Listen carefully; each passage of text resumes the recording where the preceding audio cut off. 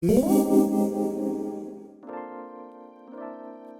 everyone! So lately there's been a bunch of new art supplies just piling up in my art studio, so I thought, hey, why not make an art supply haul, because I know how much you guys love delicious art supplies.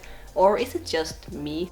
Anyways, some of the things I will show you I bought myself, but most of them were actually sent to me by different companies, so I won't be testing out every single product here today because I want to save my first impression for the actual review videos, but I thought it could be nice to show you the stuff anyway, to give you a little hint on what can be expected here on my channel in the nearest future, and maybe you can let me know what products that you are most excited about to see more of. So enough blabbering, let's get on with the art haul. So the first thing that I would like to show you is this gorgeous art bag or art satchel from Etchr. And I always want to say Etchr sketch, but it is just Etchr. And they have a super cute llama in their logo. I am a sucker for bags in general, and if it is art related, I am totally down. This satchel is weatherproof, so it is perfect for artists on the go in the rain. The only go I'm on though is from my computer to my couch. It has a couple of larger pockets on the outside that you can put paper pads or sketchbooks or just a whole box of watercolor paints and brushes in if you like to. The nifty thing about this bag is that you can use this as a support to draw on. By reconnecting the shoulder strap, you can wear this as a little portable art desk kind of, and you can also attach the satchel to a tripod on the back of the bag and use as an easel. These little velcro guides will help you to keep your drawing pad or iPad and pens and pencils in place, and you can adjust and move them around however you like. So yeah, there is a lot of things that you can do with this art satchel. I haven't even discovered all of it. You can customize it the way you like, and there is even more models and products on Etchr's website. I will leave the link below if you would like to check it out yourself.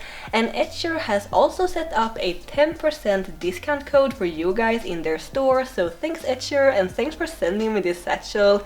I also like to mention that I'm not sponsored by this company. I genuinely think that this is a great and well-made product that artists that travels a lot or just want to leave their house to draw could have a lot of use for.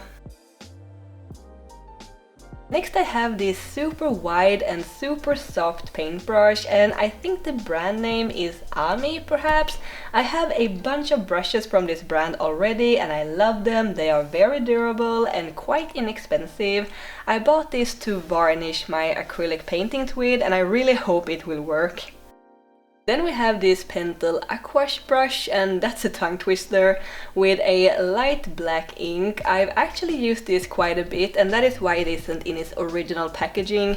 I really love this one because the ink isn't super dark, so it works as an ink wash and you can layer it and build up the colors and the intensity. Also, I was asking you guys on a poll here on YouTube if you want to see an art haul or if you want to see my go-to art supplies, and obviously art haul won. But would you also like to see me show my favorite or go-to art supplies? Let me know in the comments below, because I think it could be quite an interesting video.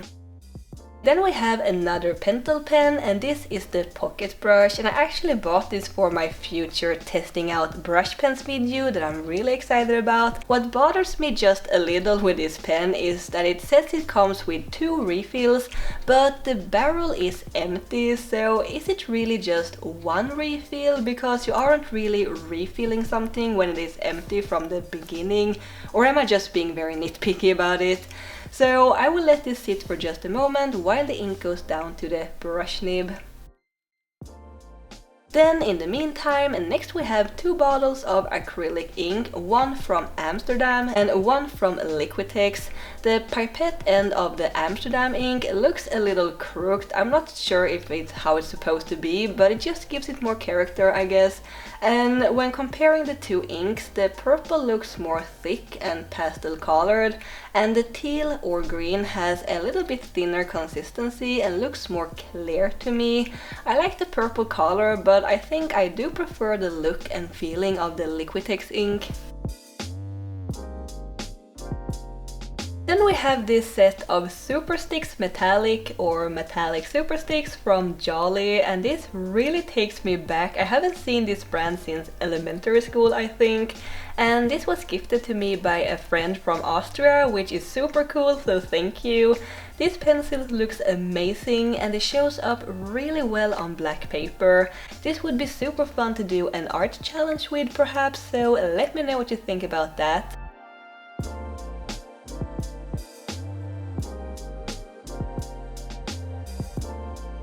So let's see how the Pentel Pocket Brush is doing now. It looks great, the brush strokes has this lovely sketchy look to it, I like it.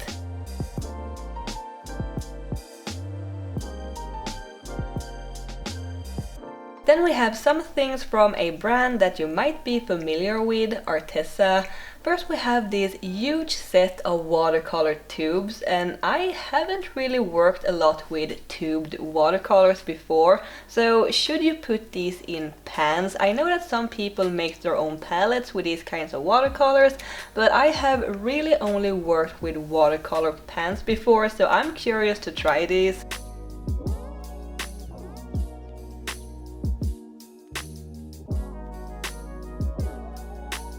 Then we have a set with water brushes in different sizes. Lastly, from Arteza is the woodless watercolor pencils, and now I am not the biggest fan of watercolor pencils, I'm gonna be honest, mainly because I haven't really figured out a good way to use them yet, and it seems like there is a lot of double work with them, because first you have to lay down the pencil and then you have to go over it again with water, but I've heard a lot of good things about these, so maybe these can change my mind. Next up is this huge box and a little smaller box from Karin or Karin. I'm not even sure how to say that, but let's just go with Karin because that's how we say it in Sweden, but with a little bit of an English accent. These were sent to me by the company that wanted me to try this out properly before making the review, so I won't say too much about them today. Besides that these look so gorgeous and delicious, I can't wait to swatch these. Then lastly, I have a bunch of supplies from another company. It is more like an online art supply store that I will talk more about in a future video. So I wanted to try out their watercolor paper, and I was so confused when I received two pads that looks exactly the same, but then I remember I actually ordered one with rougher grain and one with finer grain.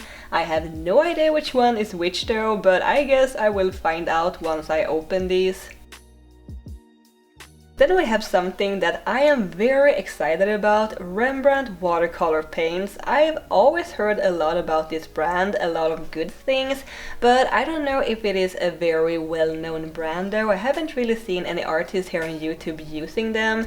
But I feel like I've been really into watercolors lately. There is something special with all the different colors lined up in rows like this. The unwrapped pans even looks like little treats, so cute.